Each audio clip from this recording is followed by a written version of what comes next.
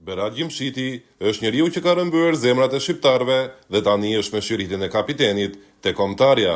Është njeriu që mbeti jashtë listës europianit të Francës, padrejtisht, teksa De Biasi i tha se nuk do të udhëtonte me skuadrën. Ai mund të ishte europiani i fundit dhe i mohuar në jetë, por për fatin e mirë, Gjimshiti mori shiritin dhe dërgoi Shqipërinë në europianin e Gjermanisë. Por jo vetëm kaq, Gjimshiti është një prej atyre lojtarëve të pakët që luajnë si titullar në nivelet më të larta dhe është po i pagabueshëm të Shqipëria, teksa këtë e dëshmoi më së miri edhe në ndeshjen e fundit me Anglinë.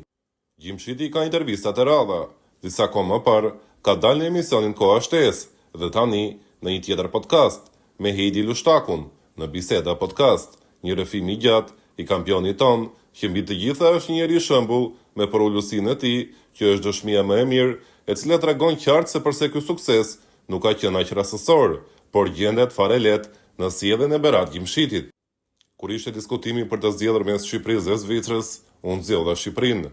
Kur më erdhi ftesa nga Shqipëria, pasi kisha luajtur me të gjitha moshat e Zvicrës, babi më shtyu drejt Shqipërisë. Është patriot. Në fakt, si të gjithë të tjerët, nuk kërkova shumë kohë dhe menjëherë zgjodha Shqipërinë. De Biasi më thiri, erdha te kombëtarja.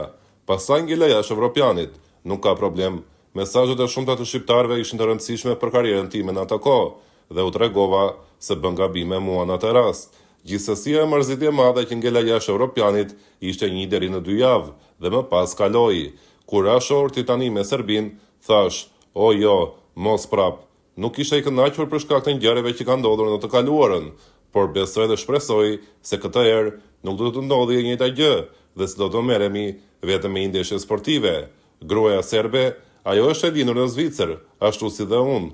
Jemi takuar atje nga miqtë e përbashkët. Në fillim ishte shoqëri dhe pastaj u zhvillua në dashuri. Ishte një dashuri e ndaluar, por unë më shumë kisha merak për prindërit, sepse ne çdo gjë e bëjmë për ta. Ishte frika e madhe e familjes dhe tani tema shqiptar-serb nuk ka më vend për ne. Jemi familje e madhe.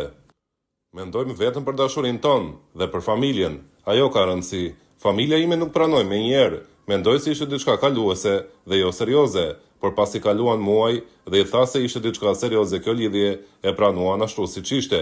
Unë mendoj se në dashuri nuk ka vend për pengesa, i përballuam të gjitha. Ka pasur komente negative, më kanë lënduar kur isha më i ri dhe atëherë kur i shikoja me më shumë vëmendje. Tani jam forcuar dhe nuk më ndikojnë shumë komentet që bën njerëzit për mua dhe gruan time. Frika ime më e madhe kur të vi momenti që të iki nga futbolli, është çështje psikologjike, po filloj ta servis veten që tani me këtë mendim. Unë kam mende zjarre